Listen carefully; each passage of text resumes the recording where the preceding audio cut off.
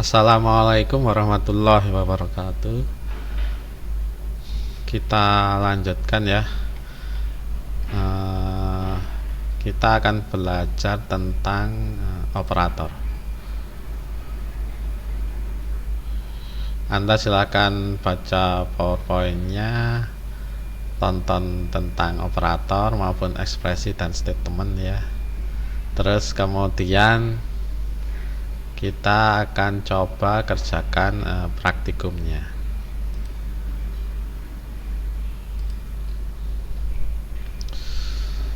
Untuk operator ya Anda harusnya sih udah paham ya dengan menonton di sini. Kita ada beberapa operator nih di dalam bahasa C. Ya, yang pertama adalah aritmatika, tambah kurang kali bagi ya. Terus kemudian ada tambahan satu lagi, persen, ini adalah modulus atau sisa pembagian.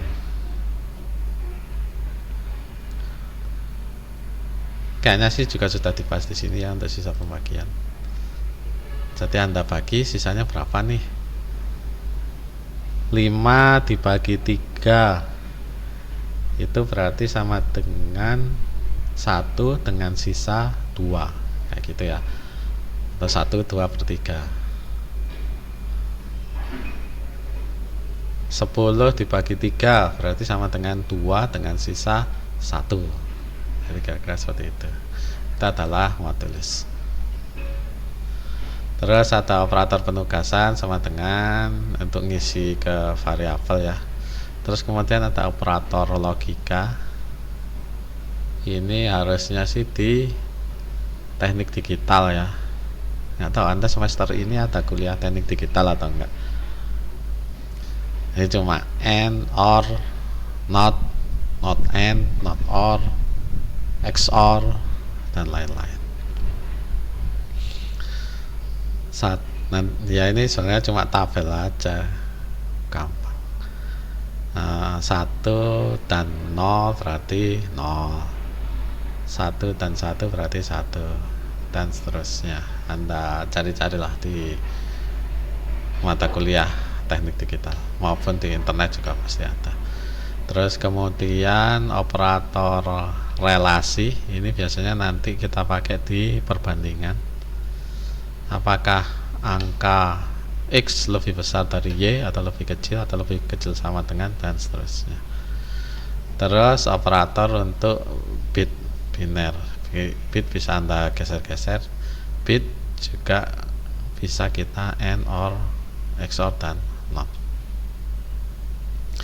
Terus ada juga operator-operator tertentu yang ada di dalam C, misalnya sama plus itu sama aja dengan suatu variabel ditambah dengan 1, kemudian hasilnya dimasukkan ke variabel tersebut.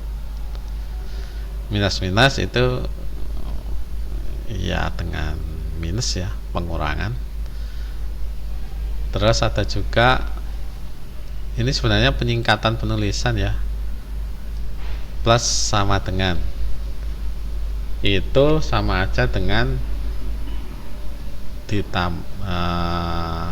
di plus dulu, kemudian hasilnya dimasukkan ke variabel yang sama, dan seterusnya. Anda bisa kali sama dengan, kurang sama dengan, modulus ya, persen sama dengan, bagi sama dengan, dan seterusnya. Terus kemudian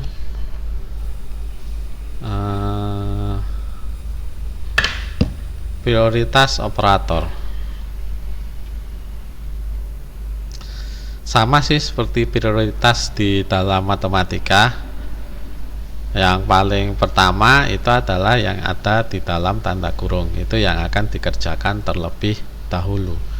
Terus kemudian tambah kurang, kemudian kali bagi, dan seterusnya. Bukan tambah kurang ya, positif negatif. Terus kemudian kalau di matematika kan kayak akar, pangkat itu juga diprioritaskan. Ya, yang jelas tambah kurang itu paling akhir, kali bagi yang lebih dulu dikerjakan. Jadi kayak gini, maka yang pertama kali dikerjakan itu adalah ini, B kali C dulu, dan E dibagi T dulu. Habis itu baru hasilnya ditambahkan dengan A, kemudian ini semua dikurangi dengan E per T. Jadi kira-kira seperti itu ya. Itu sih pengenalan tentang operator. Untuk lebih jelasnya ya Anda pasti harus menonton ini maupun baca-baca ini. Nah, kemudian untuk praktikumnya kita coba ya. Kita ingin tahu nih apa sih yang terjadi dengan I++ maupun ++I. Ya, apakah ada bedanya? Ya, kita coba di code block, atau kalau Anda misalnya lagi di jalan, Anda bisa coba pakai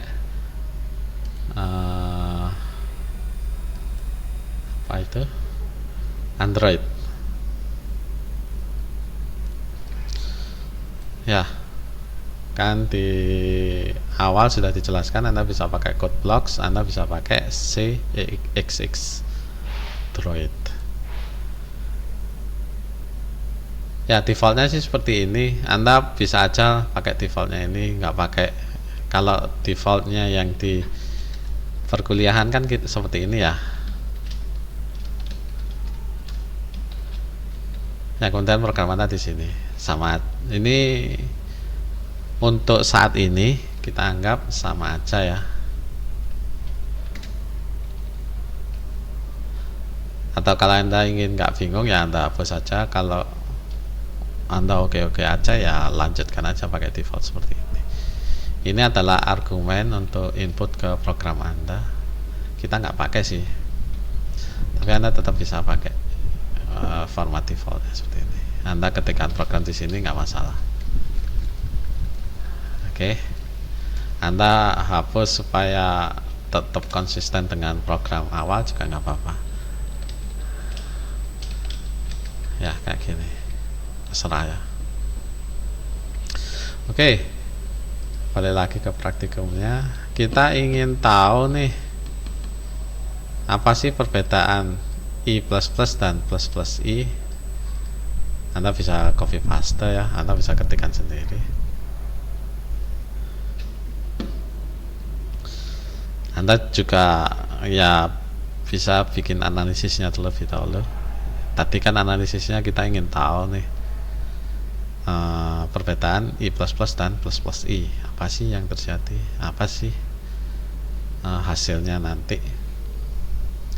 Kalau algoritmanya ya kita urutin aja ya. I, J, kemudian I kita isi dengan 3, J itu plus dan kita tampilkan.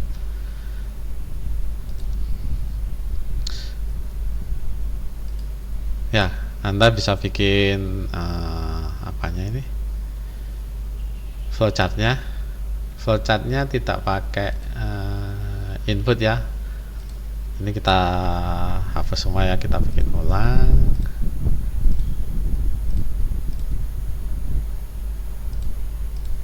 Ini nggak usah ya, selesai. Ya, mulai sampai selesai. Kita langsung isi I dengan 3. Berarti Anda tidak pakai input output ya, Anda langsung isi aja. Apa itu? I itu kita isi dengan 3. Ini tanda panah ya. 3 artinya kita masukkan ke dalam variabel I, bukan lebih kecil minus ya. Ini anggap aja tanda panah. Terus kemudian kita punya J itu kita isi dengan I++ nih. Jadi tetap ya masih operator ya. Masih kotak ya, operasi bukan operator ya. J itu kita isi dengan I plus plus. Oke, panah ke kiri. Ini panah ke kiri ya. Anda bisa pakai simbol apapun sih untuk mengisinya. Kayak ini berarti ke sini, ini ke sini.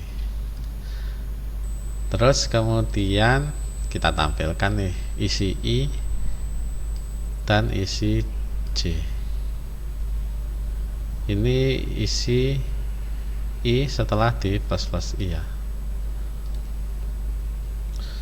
Ini tetap ya, berarti masih kotak operasi. Menampilkan ya, sorry, berarti kalau menampilkan itu kita pakai jajaran genjang ya. Tadi kan printf, jadi yang ingin kita tampilkan adalah plus plus I dan J gitu ya. Terus nanti kita lihat isinya apa. Oke. Biasakan selalu membuat desainnya. Terserah Anda mau pakai flowchart atau pakai pseudocode. Oke. Nah, setelah Anda bikin flowchartnya, Anda analisis, kemudian baru Anda bikin programnya. Oke.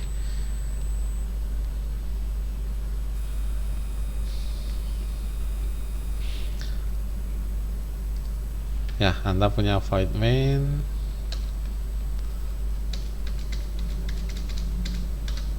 Sini ya.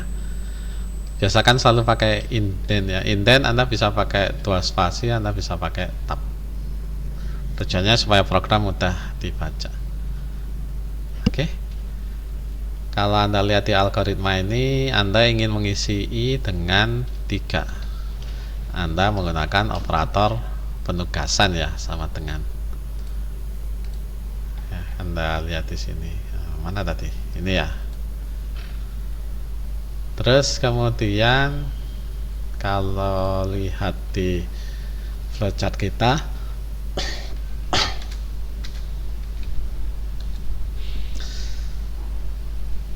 Anda pakai variabel I. Jangan lupa Anda deklarasikan dulu variabelnya ya. Misalnya kita pakai integer. Terus kemudian Anda mengisi J dengan I plus plus. Kita lihat ya isi J apa nanti. Terus kemudian baru kita tampilkan. Untuk menampilkan kita menggunakan printf ya. Anda bisa menampilkan satu persatu ya, isi dari plus plus minus minus plus plus I itu apa sih isinya.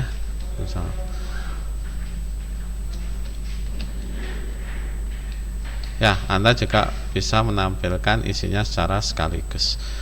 Kalau isi dari variabel sama ya, kayak yang sudah Anda pelajari sebelumnya di yang mana ya, yang di minggu sebelumnya ya. Anda bisa langsung menggunakan variabelnya. Jadi misalnya nih, saya ingin menampilkan isi dari plus plus I, berarti Anda bisa tuliskan seperti ini. Terus kemudian karena Anda menggunakan variabel integer ya, berarti untuk string kontrolnya itu adalah %d. Kira-kira seperti itu ya. Terus kemudian Anda juga ingin menampilkan isi dari variabel J ya. Sama, Anda pakai variabel J, Anda harus deklarasikan. Dalam hal ini misalnya kita menggunakan variabel tipe data integer ya. Kalau Anda ingin dalam satu baris, Anda tinggal pakai koma. Kalau ingin satu-satu juga silahkan ya, seperti ini. juga nggak masalah, supaya lebih jelas. Tapi kalau Anda udah terbiasa langsung dalam satu baris juga nggak masalah.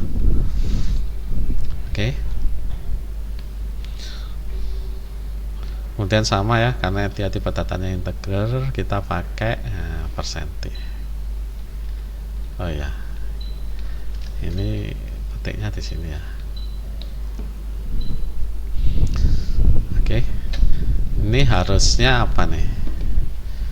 Anda evaluasi dulu ya sebelum Anda jalankan. I-nya 3, kemudian J kita isi dengan I++. Kan tadi plus plus itu adalah ditambah dengan 1 ya.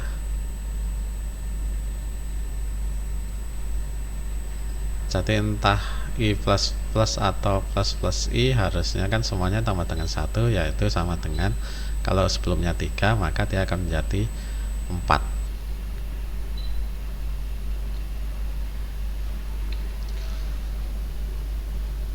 Ya, harusnya isinya C 4, kemudian ini plus plus I juga harusnya isinya 4. Kalau Anda jalankan, ada yang error.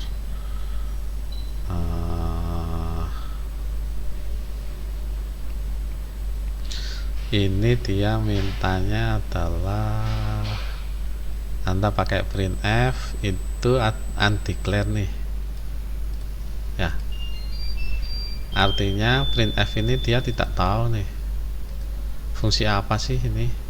Jadi kalau di praktikum pertama itu kan sudah dijelaskan ya, ketika Anda menggunakan input output berarti Anda harus menggunakan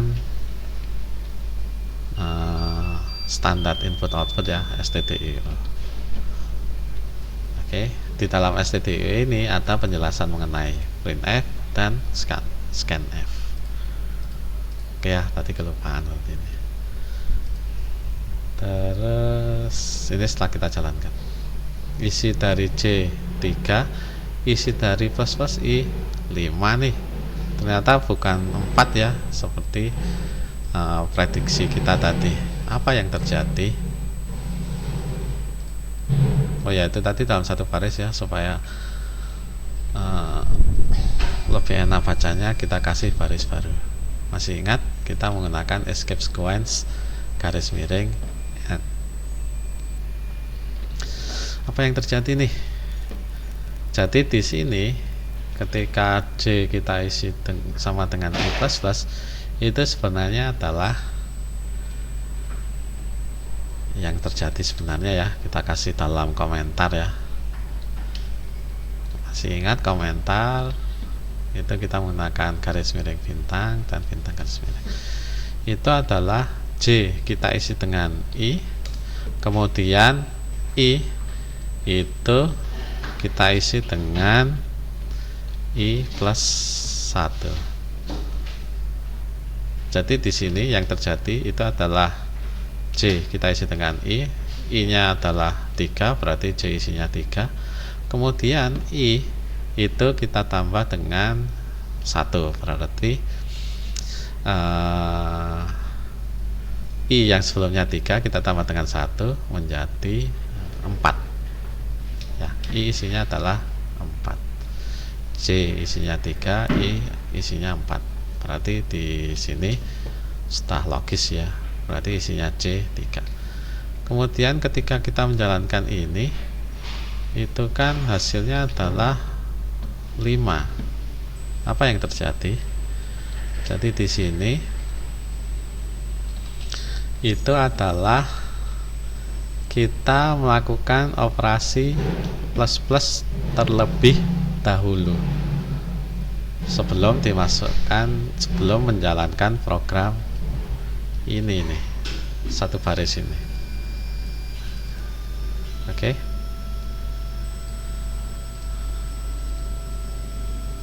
Berarti yang terjadi karena kita mengerjakan ini terlebih dahulu, maka I itu sudah berisi ini ya, saya letakkan dalam komentar ya. supaya nggak dijalankan.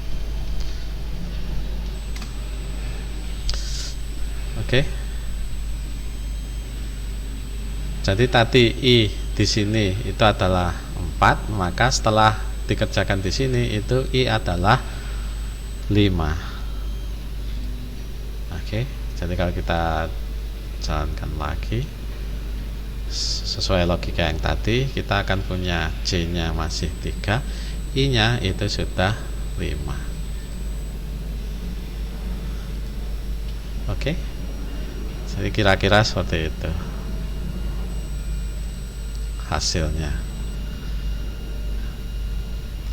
Terus kemudian kalau Anda lihat di sini, ini kan ada beberapa kesalahan ya. Ini harusnya dalam satu baris. Terus variabel itu berbeda ya antara huruf kecil dengan huruf besar. Jadi di sini Anda pasti akan error, ini I-nya besar, ini I-nya kecil. Ya nanti kalau ada error silahkan Anda koreksi sendiri. Kira-kira itu untuk yang pertama. Kemudian untuk yang kedua, ini untuk operasi terhadap bit ya. Silahkan Anda coba. Ini juga harusnya satu baris ya. Ada beberapa error di sini. Nanti silahkan Anda betulkan. Terus kemudian kalau ini sama ya, relasional, silakan Anda coba. Ini diskriminan juga silakan Anda coba. Ini tuh prioritas ya, pengerjaan terlebih dahulu. Kira-kira mana yang dikerjakan terlebih dahulu? Perkalian dulu ya, habis itu baru tambah kurang. Kemudian di sini juga ada error, silakan Anda cari sendiri kira-kira errornya seperti apa. Terus kemudian ini konversi suhu, Anda juga udah tahu ya, ini silakan Anda coba juga.